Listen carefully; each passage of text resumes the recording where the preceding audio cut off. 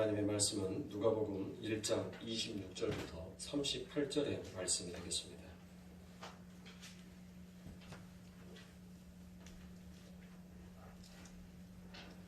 다 찾으신 줄 알고 한 목소리로 함께 봉독하여 올리도록 하겠습니다. 여섯째 달에 천사 가브리엘이 하나님의 보내심을 받아 갈릴리 나사렛이란 동네에 가서 다윗의 자손 요셉이라 하는 사람과 약혼한 처녀에게 이르니 그 처녀의 이름은 마리아라. 그에게 들어가 이르되 은혜를 받은 자여 평안할지어다. 주께서 너와 함께 하시도다 하니 처녀가 그 말을 듣고 놀라 이런 인사가 어찌함인가 생각하매 천사가 이르되 마리아여 무서워하지 말라. 내가 하나님께 은혜를 입었느니라. 보라 내가 잉태하여 아들을 낳으리니 그 이름을 예수라 하라. 그가 큰 자가 되고 지극히 높으신 이의 아들이라 일컬어질 것이요 주 하나님께서 그 조상 다윗의 왕위를 그에게 주시리니 영원히 야곱의 집은 왕으로 다스리실 것이며 그 나라가 무궁하리라. 마리아가 천사에게 말하되 나는 남자를 알지 못하니 어찌 이 일이 있으리이까. 천사가 대답하여 이르되 성령이 내게 임하시고 지극히 높으신 이의 능력이 너를 덮으시리니 이러므로 나실 바 거룩한 이는 하나님의 아들이라 일컬어지리라. 보라 내 친족 엘리야스도 늙어서 아들을 배었으나 본래 임신하지 못한다고 알려진 이가 이미 6달이 되었나니 대저 하나님의 모든 말씀은 능하지 못하심을 없느니라. 마리아가 이르되 주여 여종이오니 말씀대로 내게 이루어지리이다 하며 천사가 떠나가니라. 아멘. 오늘은 성령으로 잉태하사라는 사도신경의 8번째 강의를 시작하도록 하겠습니다. 그래서 우리가 사도신경의 두 번째 고백이었던 성령으로 잉태하사 동정녀 마리아에게 나시고라는 이 말씀을 가지고 함께 은혜를 나누도록 하겠습니다. 그래서 우리가 성령으로 잉태하사 동정녀 마리아에게 나시고라는 많은 부분들에 있어서 성경학자들이 다양한 오류들을 범하고 또 그에 같은 여러 가지 학설들을 내포하면서 말하고 있습니다.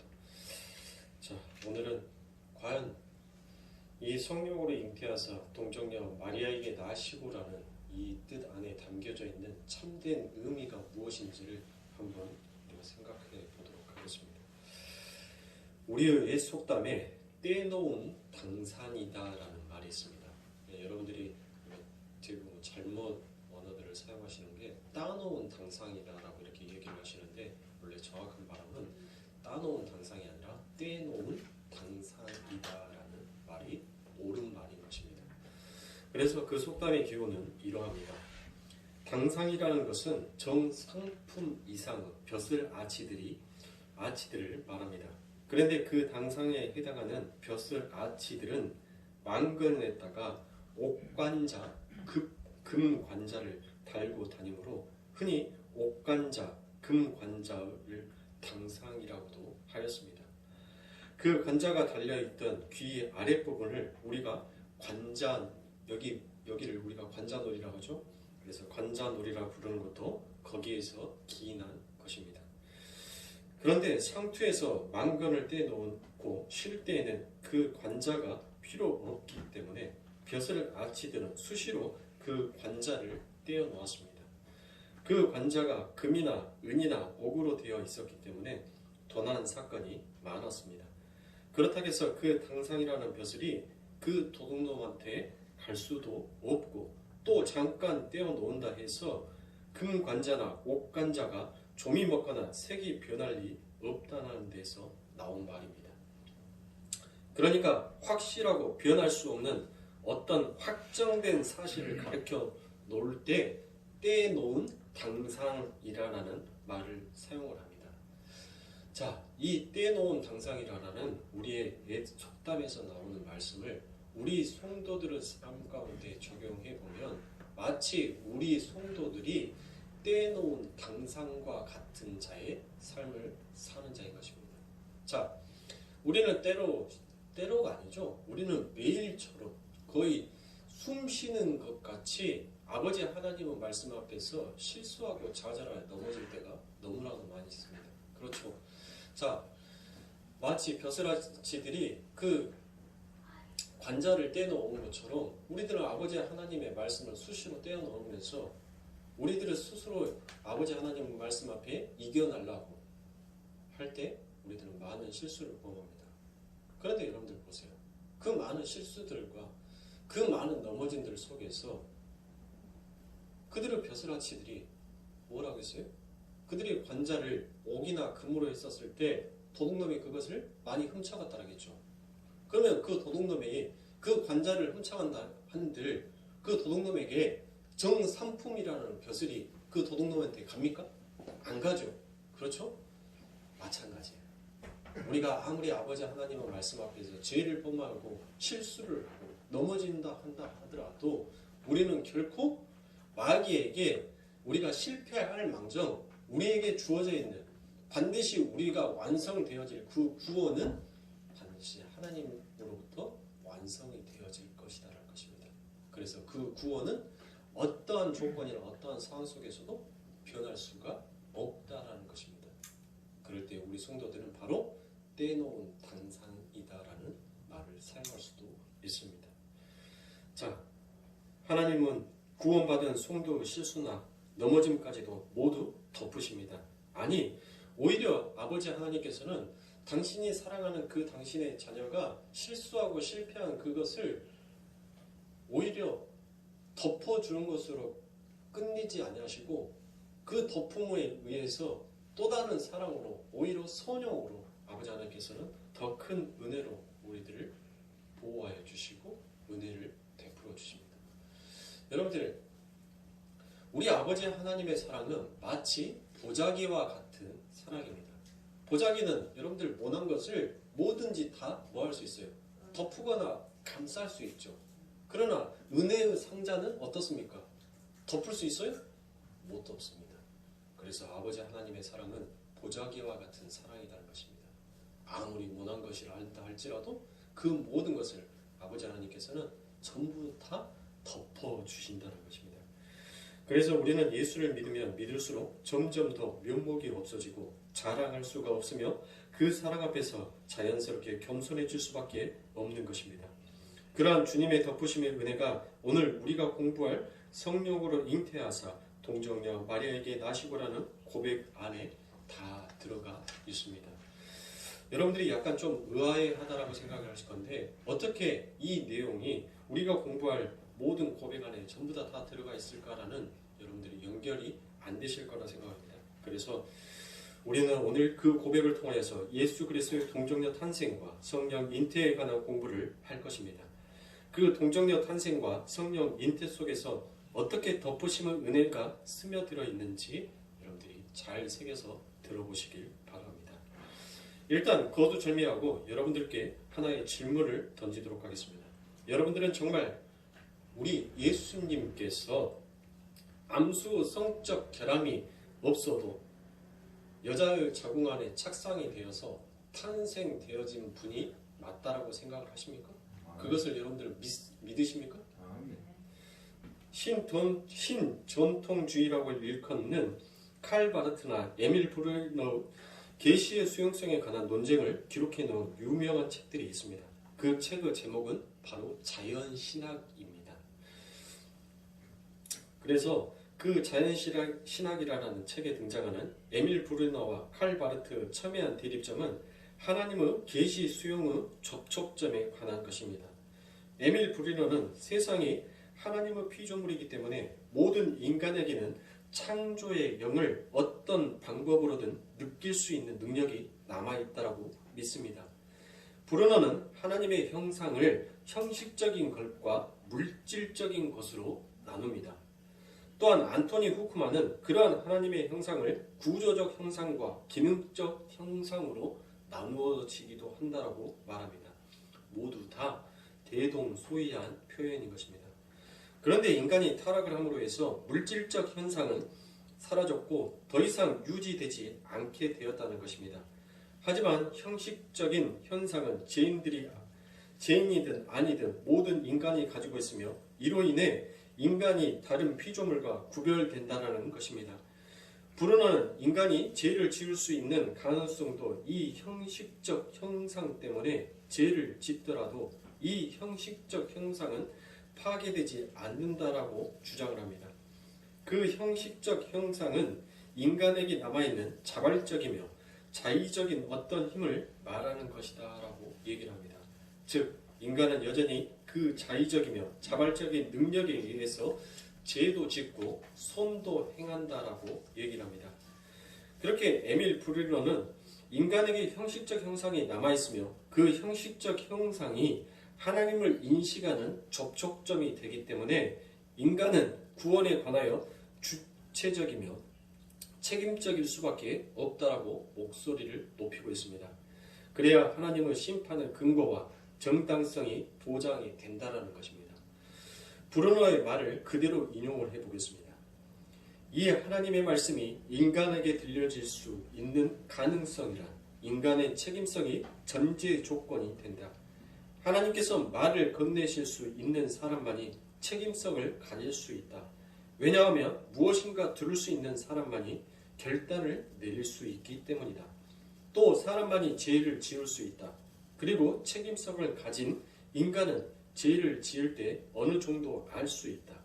인간이 스스로 죄를 안다는 것은 거룩한 은혜의 말씀을 이해하는 데 필요한 전제 조건이 된다라고 이처럼 얘기를 합니다. 잘 보시면 브루너는 인간이 은혜의 말씀을 듣고 인식하기 위해서는 인간이 가지고 있는 어떤 능력이 전제 조건이 되어야 한다라고 믿습니다. 그러므로 브루너에게 있어서 은혜의 말씀이 먼저가 아니고 인간에 대한 죄의 인식이 먼저다라고 얘기를 합니다. 그렇게 인간의 책임성과 죄에 대한 각성을 은혜의 전제 조건으로 본다는 것은 율법이 먼저다라는 신학적 의식을 의미하고 있는 것입니다. 칼 바르트는 그러한 브루너의 주장에 대해서 그 어떤 것도 은혜보다 우선이 될 수가 없다라고 단호히 외칩니다. 저는 칼 바르트의 신학을 전적으로 수용할 생각은 없습니다. 그러나 그 책, 자연주의 책에서 그는 마치 하나님에 의해 세우심을 받은 은혜의 수호자처럼 말씀의 칼을 들고 브루너를 난도질하고 있습니다. 저는 자연신학에서 칼 바르트 논쟁에 크게 박수를 보내는 바입니다. 그럼 칼 바르트 신론의 핵심이 뭡니까? 칼 바르트는 하나님은 인간에게 인식되어지는 하나의 개체가 될 수 없다라는 것을 분명히 하고 있습니다. 그렇게 함으로써 자유주의의 역사 비평학을 공격하기도 합니다. 여기서 칼 바르트는 신전통주의 범주에 넣어도 되는가 하는 의아심을 갖게 되었습니다. 왜냐하면 신전통주의자들은 역사 비평학을 전적으로 수용하여 성경에 나오는 기적이나 신비 등을 하나도 인정하지 않기 때문입니다. 그런데 칼 바르트는 그 점에 있어서 그들과 많이 다르다라는 것을 볼 수 있습니다. 칼 바르트는 인간과 하나님 사이에는 어떤 존재도 유비가 없기 때문에 하나님은 인간의 탐구 대상이 될 수 없다라고 단호히 잘라 말합니다. 인간이 어떠한 능력으로도 신에게 도달할 수 없다라는 것입니다. 그래서 역사 비평학에 의해 성경의 역사성을 의심하고 또한 신마저 인간들의 이성과 지식으로 제한하고 규정하려 하는 것은 잘못되었다는 것을 강조하고 또 강조합니다. 신은 인간을 지적인 탐구 대상이 될 수 없을 뿐 아니라 경험의 대상도 될 수 없다라고 칼 바르트는 얘기합니다. 하나님은 결코 객체로 전환될 수 없는 주체이기 때문인 것입니다. 우리가 보고 듣고 경험한 것으로 연구하고 탐구한 것은 하나님을 판단하고 제안하는 것은 마치 어리석은 짓을 하는 것과 같다라고 합니다. 하나님은 이 세상의 많은 개체들 중 하나가 아니며 그 자신이 스스로 말함으로써 우리에게 알려지는 주체이기 때문인 것입니다. 그래서 저는 칼 바르트 주장에 전적으로 동의를 합니다. 그래서 하나님의 역사는 과학으로 증명해 내어야 한다는 것이 아니라 신앙을 대상으로 신비로 남겨져 있는 것이 맞다라고 생각을 합니다. 그 신비가 믿음에 의해서 실제로 받아들여지는 것이 바로 신앙인 것입니다. 우리가 자꾸 성경에 등장하는 기적들과 신비들을 과학으로 증명해내어 다른 이들을 설득하려 하다 보면 우리 자신부터가 과학으로 하나님을 한정하는 오류를 범할 수 있다라고 말을 하는 것입니다. 그러니까 사랑하는 성도님들, 제가 지금까지 읽어드렸던 이 말씀은 제가 보고 읽을 수밖에 없어요. 왜냐하면 제가 똑똑한 천재가 아니다 보니까, 왜냐하면 지금 이 부분에 있어서는 우리가 그 전까지 우리가 사도신경에서 고백해졌던 그 전까지의 내용은 여러분들이 익히 아는 말씀이고, 그것들은 신학적인 오류가 범해줄 수 없는 하나님의 참된 지식으로 남겨져 있습니다. 그런데 오늘 우리가 보는 성령으로 잉태하사 동정녀 마리아에게 나시고라는 이 말부터가 지금 현대 사회에서 사도신경에 관한 해석에 많은 오류를 범하고 있습니다. 그렇기 때문에 제가 지금 여러분들한테 장엄하게 읽어드렸던 이 내용은 제가 지금 녹음을 하고 있어요. 그래서 유튜브에 올려드릴 겁니다.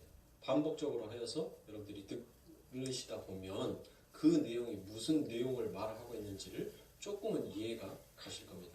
그러니까 사랑하는 선생님들, 오늘은 큰 틀 안에서만 들으시고, 그리고 자세한 내용은 반복해서 저 동영상을 다시 올려드릴 테니까 그 동영상에서 다시 한번 들으시면 되겠습니다. 자연주의 신학이라는 것은 여러분들 마찬가지예요. 아버지 하나님의 말씀을 자꾸 뭘로 증명하려고 하는 거예요? 과학으로서 눈에 보여지는 실험과 어떤 조건으로서 증명하려고 하는 것이 자연주의인 것입니다. 그래서 제가 신학교 다녔을 때도 창조과학이라는 창조신학이라는 그 과목이 있었습니다. 그 과목을 배울 때 굉장히 마음이 불편했었어요. 왜냐하면 모든 것을 과학적인 증명의 토대 안에서 아버지 하나님의 말씀을 설명해 냈기 때문에 그 설명에 대한 오류 범위가 이제는 어디까지 간 줄 아십니까? 자, 쉽게 말씀을 드리면 이 동정녀 마리아의 이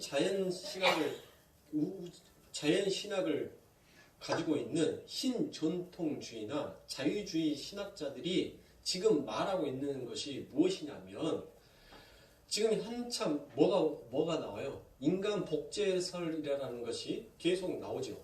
여러분들 사이언스 과학책을 보거나 또 의학계에서 모든 나오는 논문들을 보게 되면 이 인간 복제에 관련되어 있는 것이 점점 많이 발전이 되었다. 그래서 곧 인간 복제가 현실화가 될 것이다 라고 그렇게 얘기를 합니다.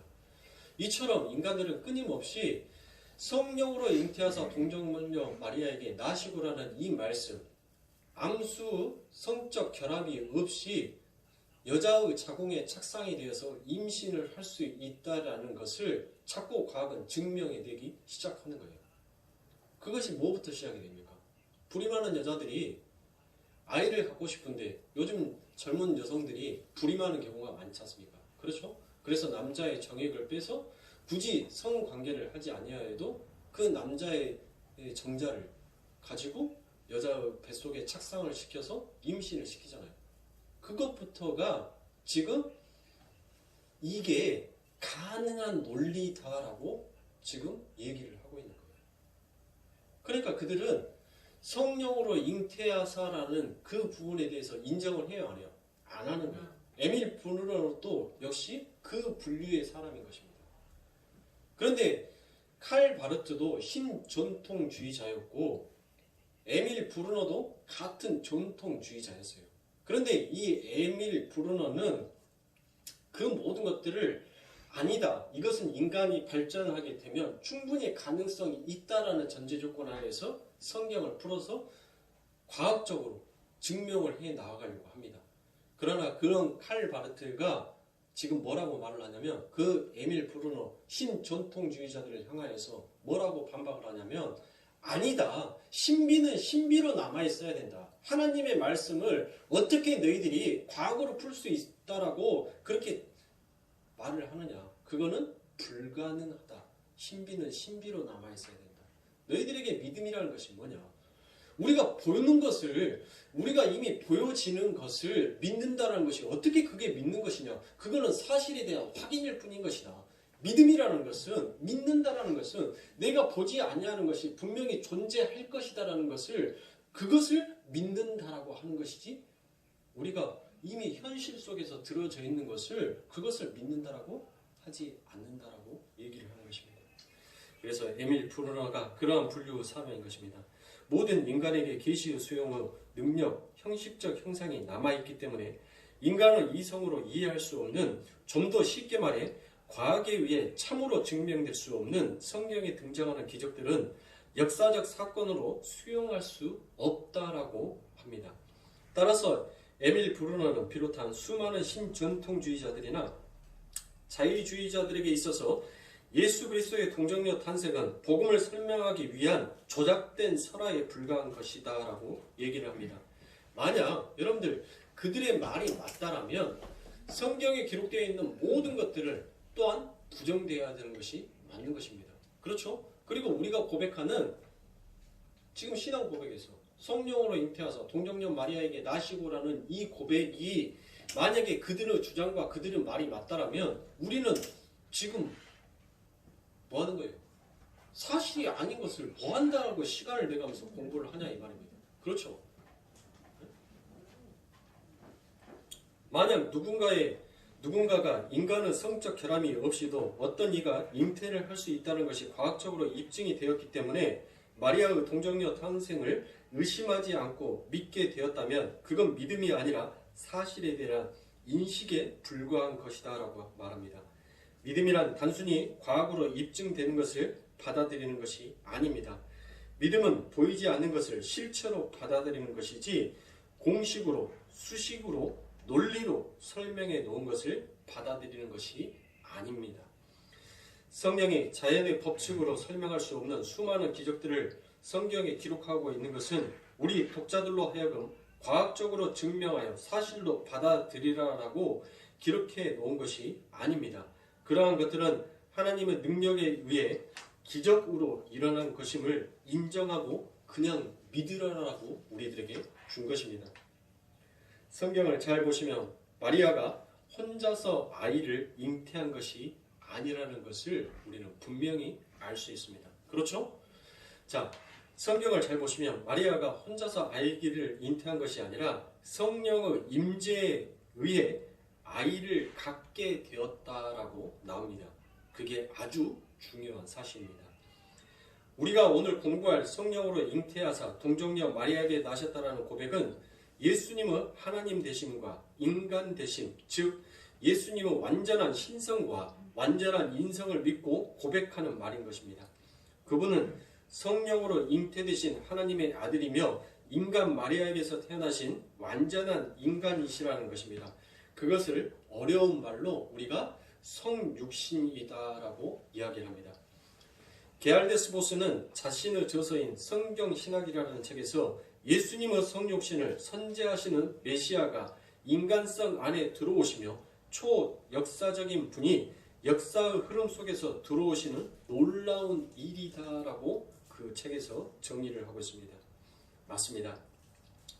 예수님은 하나님이시며 영원 속에서 존재하신 분이신데 이 유한한 역사 속에서 자원하여 들어오신 것입니다.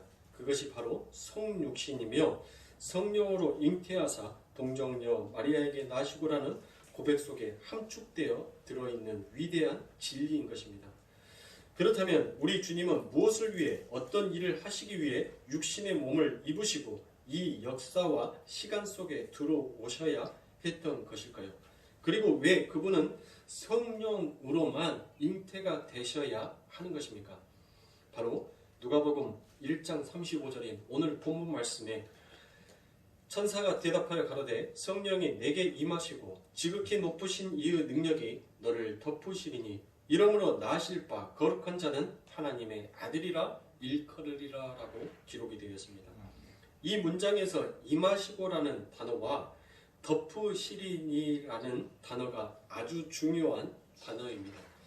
여기에서 임하다라고 번역이 된 단어는 사도행전 1장 8절에서 오순절 성령 강림 때 쓰인 단어와 똑같은 단어입니다.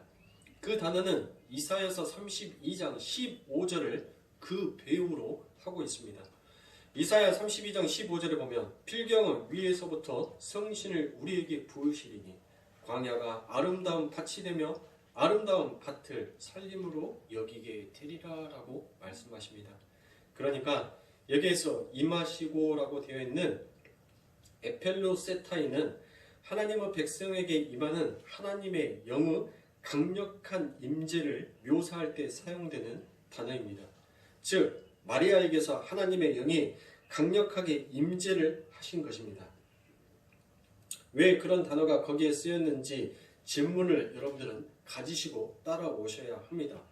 뿐만 아니라 본문 35절을 덮으시고 라고 되어 있는 에피스키 아세이 또한 하나님의 영광의 신현적 임재를 표현하고자 할 때 쓰이는 말이기도 합니다.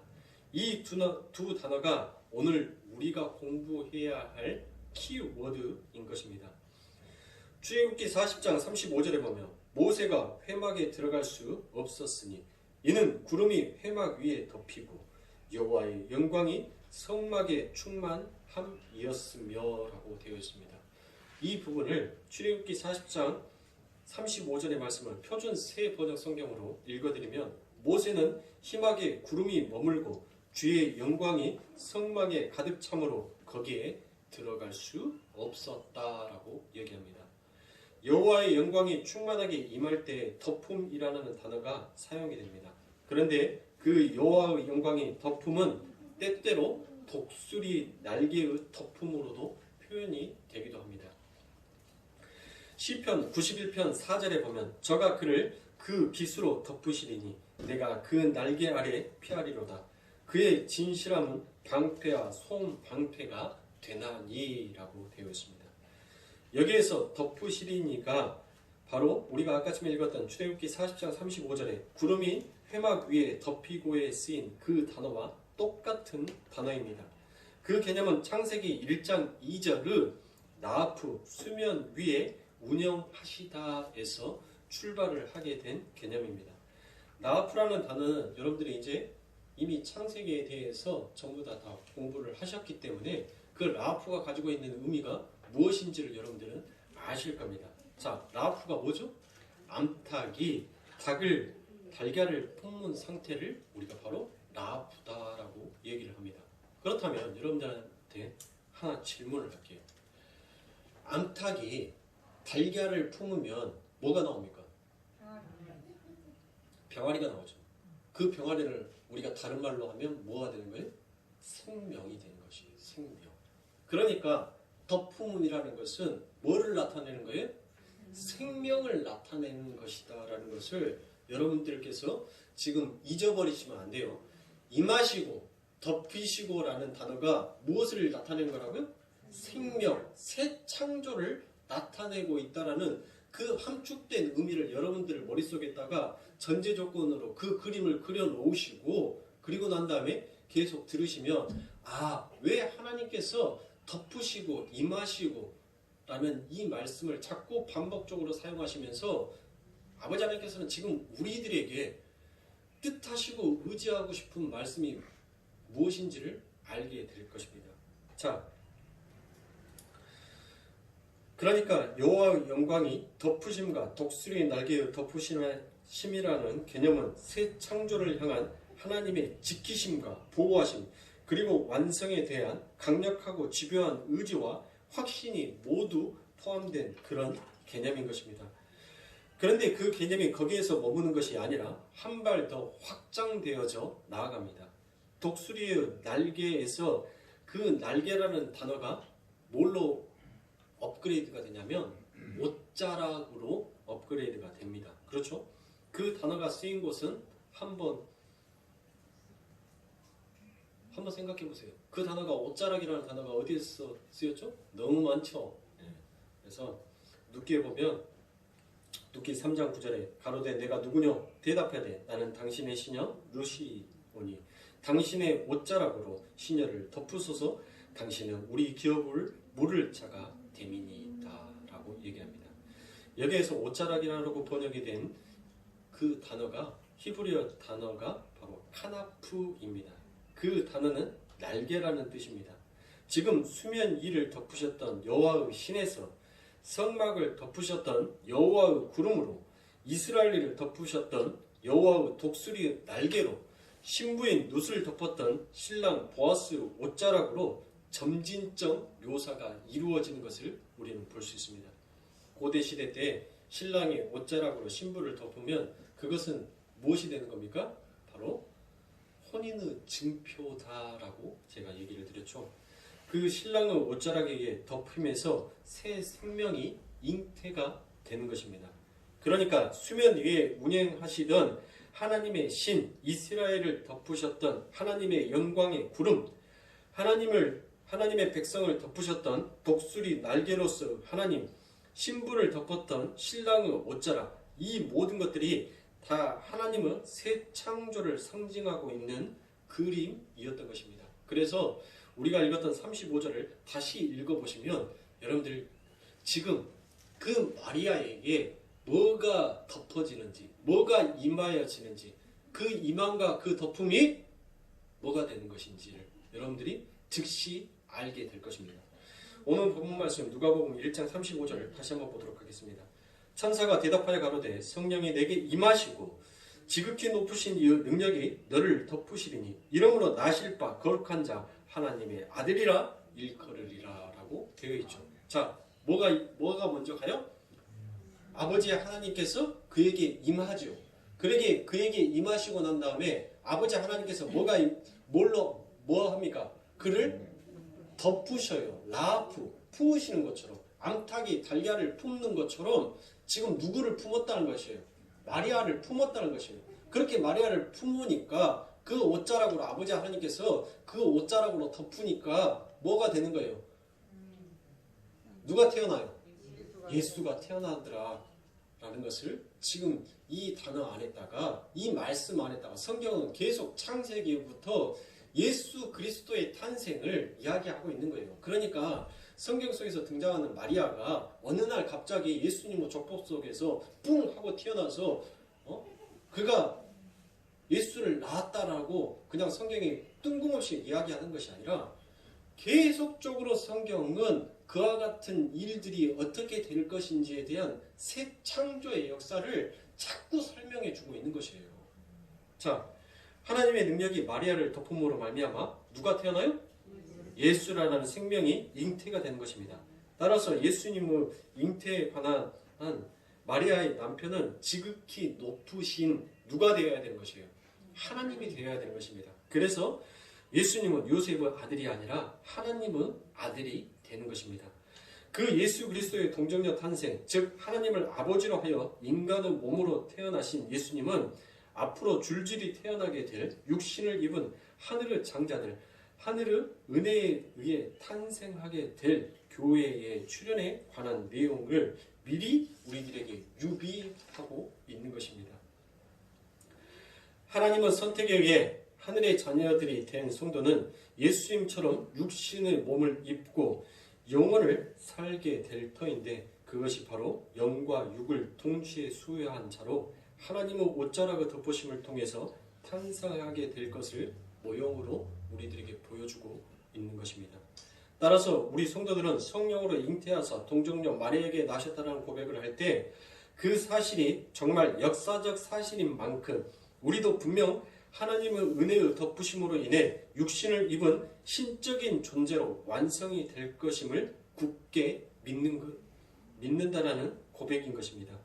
어떻게 이러한 제한된 육신을 입은 자가 하늘의 영혼을 살 수 있는가? 우리는 우리의 상식으로, 우리의 지식으로는 도저히 이해할 수가 없습니다. 그런데 예수님께서 지금 그 모습을 영혼을 살고 계신다라는 말인 것입니다. 따라서 우리는 그 확실한 역사적 사실을 현실로 믿고 우리의 완성된 미래 또한 확신할 수 있게 된다는 것입니다. 자, 한번 생각해 보십시오. 우리 성도가 어떻게 하나님의 백성으로 거듭나게 됩니까? 성령에 의해서 우리가 거듭나게 되죠. 그 말은 성도들도 예수님처럼 성령에 의해 잉태가 된다라는 것을 바로 의미하고 있는 것입니다. 그래서 마태복음 1장 16절부터 18절에 보면 야곱은 마리아의 남편 요셉을 낳았으니 마리아에게서 그리스도라 칭하는 예수가 나시니라. 그런즉 모두 대수가 아브라함부터 다윗까지 14대요. 다윗부터 바벨론으로 이거할 때까지 14대요. 바벨론으로 이거한 후부터 그리스도까지 14대더라. 예수 그리스도의 나심을 이러하리라. 그 모친 마리아가 요셉과 정혼하고 동거하기 전에 성령으로 잉태된 것이 나타났더니라고 되어 있습니다. 그렇죠? 자, 마태복음 1장은 여러분들 어찌 보면 참 재미없는 장이기도 합니다. 안 그렇습니까? 마태복음 1장에 여러분들 나와 있는 게 뭐예요? 전부 다 족보가 나와 있습니다. 그렇죠? 그런데 그 족보는 마치 어거지로 꽤 맞춰 놓은 것처럼 정확하게 14대, 14대, 14대로 그렇게 나누어져 있음을 알 수 있습니다. 그것은 바로 데이비드 즉 다윗의 후손으로 오실 예수 그리스도라는 언약의 성취를 강조하기 위한 하나의 표현 기법으로 쓰여진 것입니다. 당시 히브리 사람들에게는 아라비아 숫자가 없었기 때문에 히브리 자음의 숫자를 그들은 붙여서 썼습니다. 왜냐하면 히브리어에는 뭐가 없어요? 모음이 없으니까. 그래서 히브리어 달렙 즉 히브리어 달렙 B가 바로 뭐가 되냐면 4가 됩니다. 그리고 바우 V가 6이 되는 것입니다. 따라서 DVD 하면 뭐가 되는 거예요? 데이비드 하면 뭐가 되는 거냐면 14가 되는 거예요. 이해 안 되세요? D 4 V 6 바우가 6이라고 했잖아요. 그렇죠? 달렙 D가 4 바우가 6 그 다음에 데이비드로 끝나잖아요. 그러니까 뭐예요? 다시 D가 오죠. 그래서 D가 오니까 또 D가 뭐예요? 4죠. 그러면은 다 더하세요. 계산 안 됩니까? 되시죠? 그래서 14인 것입니다. 그래서 굳이 14대로 족보를 맞춘 것입니다. 중요한 것은 그 족보가 완전한 족보가 되려면 7이 몇 개가 있어야 돼요? 7개가 있어야 됩니다. 왜냐하면 히브리 사람들에게 있어서는 7이라는 숫자가 그들에게는 뭔 숫자예요? 완전수이기 때문인 것입니다. 그런데 14가 셋이면 7이 6밖에 안 되잖아요. 그래서 마지막 일곱 번째 무리가 그 아래 붙어야 마태복음의 족보는 완벽한 하나님 백성들의 족보가 되는 것입니다. 완벽한 마지막 7번째 무리가 누구이겠습니까? 바로 그를 말하는 것입니다. 그가 누구예요? 그렇죠. 예수 그리스도를 말하는 것입니다. 그래서 17절에 보시면 전한 7번째 무리의 머리가 되신 예수가 성령에 의해 잉태되었다는 것이 강조가 되어 있는 것입니다. 그렇게 해서 마태복음은 1장의 내용이 끝이 나버리죠. 그렇죠? 성령으로 잉태하사라고 딱 하고 난 다음에 끝이 나요. 왜냐하면 그 7번째 무리의 제일 위 조상이신 예수님이 성령에 의해 잉태되신 분이기 때문에 그 아래 교회는 당연히 성령으로 잉태가 되는 자들이 되는 것입니다. 우리 교회는 그렇게 성령에 의해 잉태가 되는 것이며 완전한 부활의 육신을 입고 영혼을 살게 될 그런 존재입니다. 그 교회의 머리로 예수님께서 성령으로 잉태되셔서 마리아에게서 나오신 것입니다. 그러니까 우리는 성령으로 잉태하사 동정녀 마리아에게 나시고라는 고백을 함으로 말미암아 성령으로 잉태하사 동정녀 마리아에게 나신다는 것이 우리 머리로는 도저히 이해가 안 가지만 그것이 사실임과 동시에 우리에게 믿겨지는 것처럼 우리 또한 성령으로 새롭게 창조가 된 자들이며 반드시 새로운 육신을 입은 하나님의 신적 존재로 완성이 될 것임을 아울러 믿습니다라는 이와 같은 고백을 하는 것과 똑같은 것입니다. 그래서 우리 아버지 하나님께서는 오늘날도 쉬지 않고 당신의 옷자락을 덮으십니다.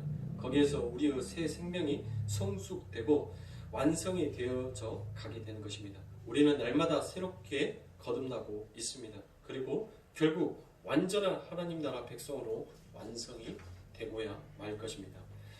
그러면 이제 왜 예수님은 동정녀에게서 태어나셔야 했는가에 관해 간단하게 공부를 한번 해보도록 하겠습니다.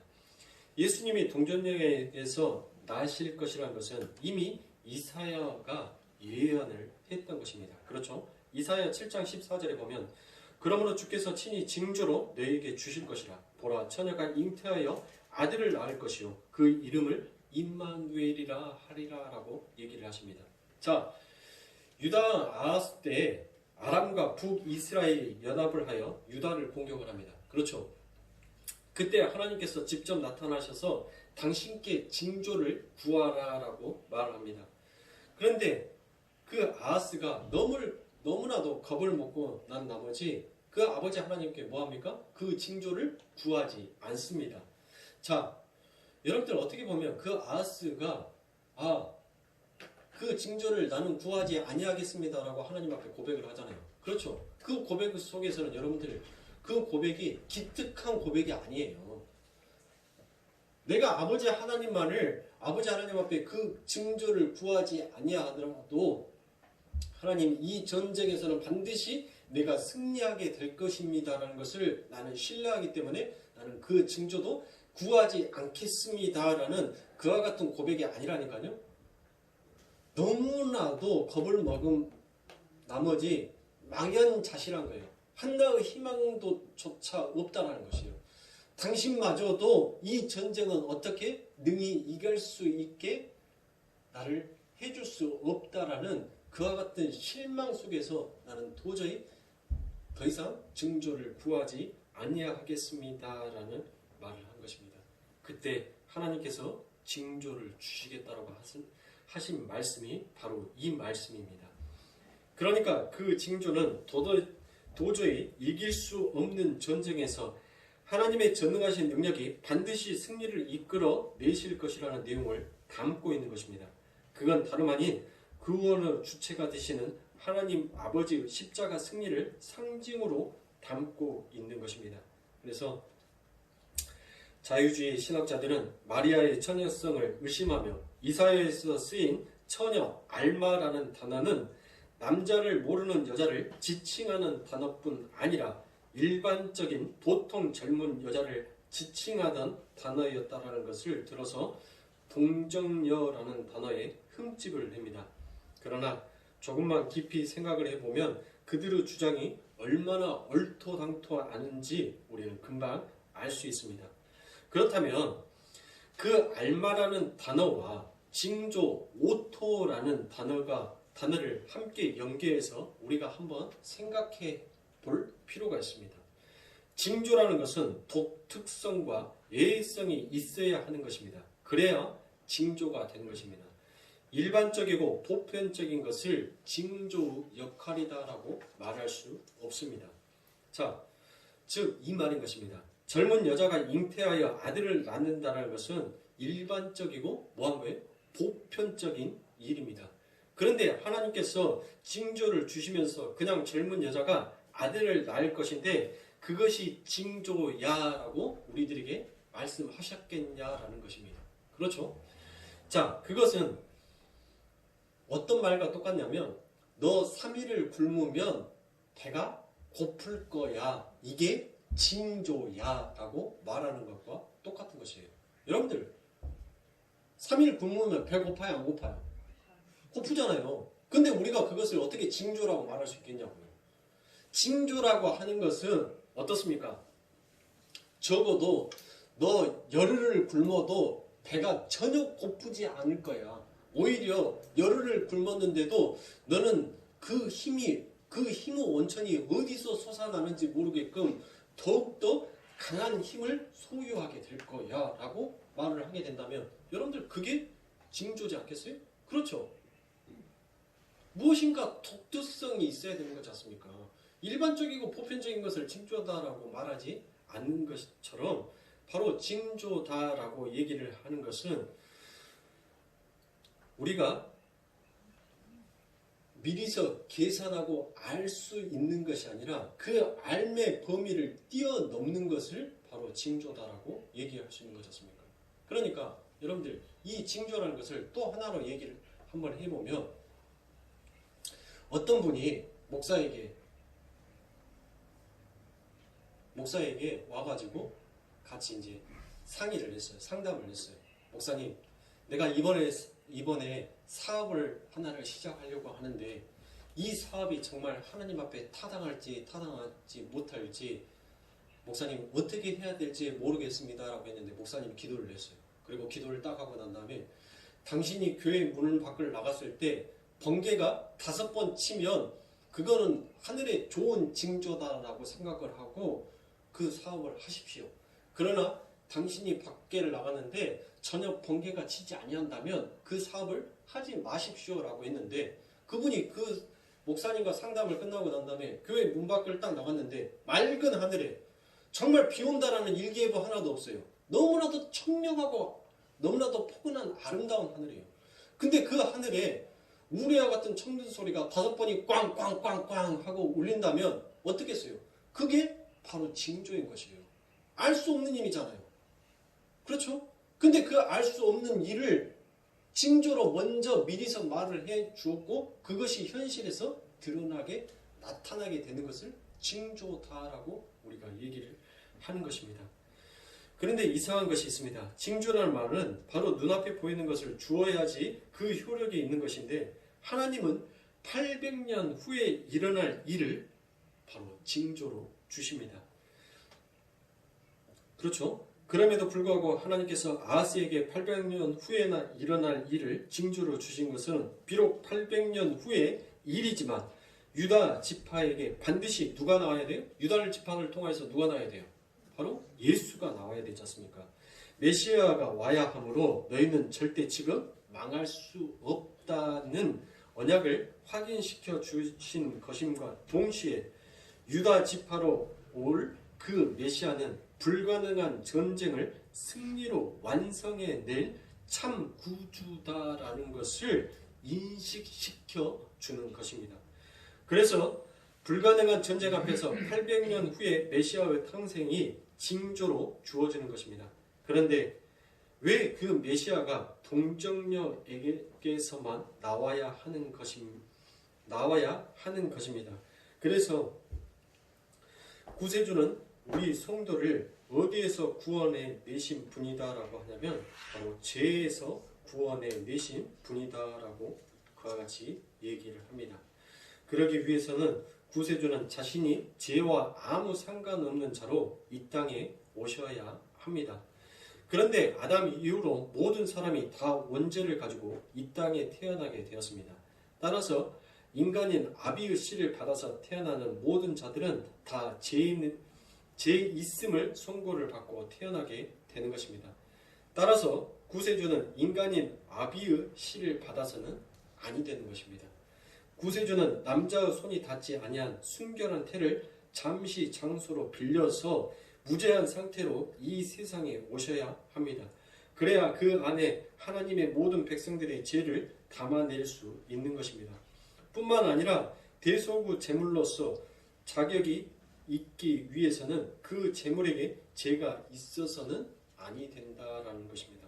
따라서 성도들은 죄에서 구원하시려고 오시는 메시아는 동정녀에게서 나오셔야 합니다. 그래서 마태복음 족보에서도 마리아가 예수를 낳았다라고 표기가 된 것입니다. 그러니까 동정녀 마리아의 태 속에 성령으로 잉태가 되신 예수가 가지는 의미는 그분이 하나님의 아들이시며 무죄한 분이시다라는 것을 우리들에게 웅변하여 주고 있는 것입니다. 그렇다면 왜 꼭 마리아의 태를 빌려야 했는가? 그냥 공중에서 뿅 하고 나타나시면 아니 되는가라는 우리가 그와 같은 의문이 생기게 될 것입니다. 그것은 안 됩니다. 하나님은 완전한 신성과 함께 완전한 인성을 동시에 갖고 계셔야 하기 때문입니다. 그래야 우리 인간은 대표가 될 수 있고 우리가 겪어야 할 시험과 고난을 인간으로서 체휼할 수 있기 때문인 것입니다. 그 말씀을 히브리서 4장 15절에는 이와 같이 말씀하고 계십니다. 우리의 대제사장은 우리의 연약함을 동정하지 못하시는 분이 아닙니다. 그는 모든 점에서 우리와 마찬가지로 시험을 받으셨지만 죄는 범하지 않으셨습니다. 라고 되어 있습니다. 예수님은 완전한 인성으로 우리가 겪어야 할 모든 시험과 고난을 무죄한 상태에서 다 겪어내셨다는 것입니다. 그리고는 사람이 떡으로만 사는 것이 아니라 하나님의 입으로 나오는 모든 말씀으로 살아야 한다는 정답을 삶으로 내어놓으셨습니다. 그리고는 그 합격 점수를 우리들에게 거저 증가시켜 주신 것입니다. 그래서 그분은 완전한 인간이셔야 합니다. 그러한 연호로 하나님이신 그분은 인성 안에서 배가 고프셨고 피곤하셨으며 먹어야 했고 주무셔야 했던 것입니다. 누가복음 2장 40절과 52절을 보면 아기가 자라며 강하여지고 지혜가 충족하며 하나님의 은혜가 그 위에 있더라. 52절 예수는 그 지혜와 그 키가 자라가며 하나님과 사람에게서 더 사랑스러워 가시더라라고 이야기합니다. 예수님은 완전한 인간으로 태어나셔서 자라고 강해지셨으며 지혜도 점점 풍성해졌던 것입니다. 만물의 주인이신 그분이 사소한 질병을 달고 사셨고 만왕의 왕이신 그분이 우리가 당해야 할 시험과 고난을 다 당하고 계신 예수님의 인성에 해당한다는 것입니다. 예수님은 그렇게 완전한 인간으로 그러한 무죄한 존재로 자라나셨습니다. 우리의 죄를 사하기 위해 그렇게 하신 것입니다. 그래서 로마서 8장 3절에 보면 그러한 예수님의 성육신을 잘 표현한 어구가 나옵니다. 로마서 8장 3절에 율법이 육신으로 말미암아 연약하여 할 수 없는 그것을 하나님은 하시나니 곧 죄를 인하여라고 되어 있는 것이 바로 죄를 속하여 주시려고라는 말의 의미의 뜻이 그 안에 있습니다. 그리고 자기 아들을 죄 있는 육신의 모형으로 보내어 육신의 죄를 정하사라고 되어 있죠. 여기에서 육신의 죄를 정하사라고 되어 있는 것이 바로 헬라어 카타그리노 바로 선고하다, 정죄하다라는 그와 같은 의미가 있는 것입니다. 즉 하나님께서 우리의 죄를 속하여 주시기 위해 예수님을 죄 있는 육신의 모양으로 이 땅에 보내셔서 그분의 무죄한 육체에 죄 있음을 선고를 내리심으로 우리에게 요구되는 율법의 요구가 모두 이루어지게 되었다는 것입니다. 또 죄 있는 육신의 모형이라는 것은 파사성과 유사성을 뜻하는 말이 아니라 형태라는 뜻을 가지고 있는 것입니다. 바로 죄 있는 육신을 입으셨는데 그것을 형태 바로 호모이오 마티만을 취하신 죄 있는 육신이다라는 것입니다. 그러니까 예수님은 죄를 제외하고는 우리의 연약한 육체와 동일한 육체를 지니신 완전한 사람으로 오셨던 것입니다. 그렇다면 그 완전한 신성과 완전한 인성이 어떻게 조화를 이루었는가? 여러분들은 그것을 바로 신비다라고 얘기를 하는 것입니다. 바로 예수 그리스도 안에는 한 인격 안에 두 본성이 공존한다는 것을 우리가 탐구 대상이나 지식의 대상이 아니라 바로 믿음의 대상이 되기 때문에 우리는 예수 그리스도를 믿는다라는 그와 같은 고백을 하는 것입니다. 그것을 믿음으로 받아들일 수 있게 해주신 하나님께 감사하는 것이 바로 올바른 성도의 자세인 것입니다. 그래서 예수님은 하나님이시며 인간이셔야 했습니다. 그러니까 예수님이 완전하신 하나님이시며 동시에 완전한 인간이심을 증거하는 성령으로 잉태하사 동정녀 마리아에게서 나시고라는 어부는 그분의 거룩하심과 순결함을 그리고 중보자로서의 자격을 모두 포함하고 있는 중요한 선언인 것입니다. 그렇다면 그러한 사실들이 우리의 신앙생활에 미치는 유익이 바로 무엇이겠습니까? 하이델베르크 요리문답 35번의 질문이 이러합니다. 성령으로 잉태하사 동정녀 마리아에게 나심은 무슨 의미인가요? 그와 같은 답이 이렇습니다. 참되시고 영원하신 하나님으로 계시는 하나님의 영원한 아들이 동정녀 마리아의 살과 피로부터 참 인간의 본질을 입으셨습니다. 그는 성령의 역사로 잉태되셨고 참된 다윗의 자손이 되셨지만 죄는 없으십니다 라고 되어 있습니다. 또 하이델베르크 요리문답 36번에 보면 당신은 그리스도의 거룩한 잉태와 탄생으로부터 어떠한 유익을 얻게 됩니까? 라는 질문이 있습니다. 그 대답은 그분은 우리의 중보자가 되시고 그 순결함과 거룩함으로 하나님 앞에서 나의 죄를 덮어줍니다 라고 되어 있습니다. 보십시오. 그렇게 우리를 만들어내시는 예수님께서 육신을 입은 하나님의 모습으로 우리가 겪어야 할 모든 고난과 시험을 다 겪어내시고 결국 사람이 떡으로만 사는 것이 아니라 하나님의 입으로 나오는 모든 말씀으로 살아야 한다라는 정답을 내놓으신 것입니다. 그래서 우리는 아무런 고통도 시험도 없는 영원한 하나님 나라에서 육신을 입은 신적 존재로 행복만을 누리며 살게 될 것입니다. 노아의 홍수 사건에 왜 함이 저주를 받고 끝나는지 여러분들 아십니까? 바로 구원의 사건은 무엇입니까? 부끄러움을 감춰주는 것입니다. 그 부끄러움을 덮어주는 것입니다. 그런데 함이 그 노아의 실수를 뭐하였습니까? 덮어주지 아니하고 그 아비의 치부를, 그 형제의 치부를 세상에 드러내버렸던 것입니다.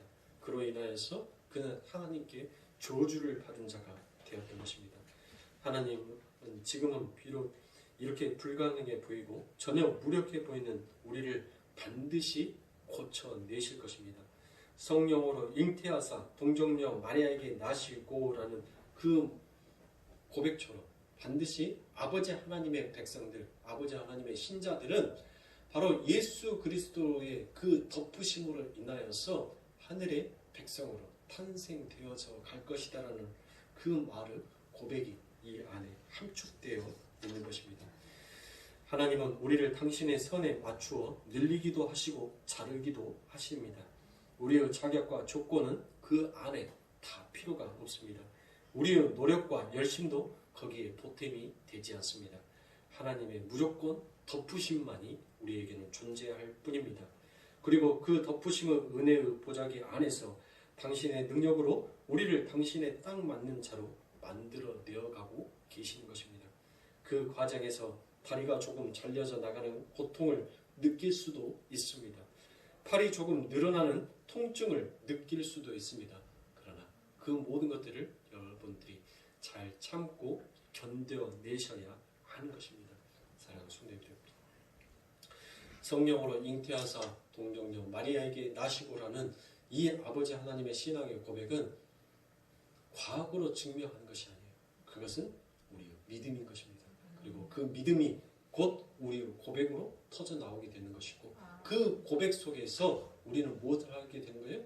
우리 또한 성령의 잉태가 되어 우리의 죄를 대속해 주시기 위해 예수께서 성육신하여 이 땅에 탄생되어진 것처럼 우리들도 반드시 그 예수 그리스도의 덮으심, 그 은혜의 사랑으로 인하여서 뭐하게 되는 거예요?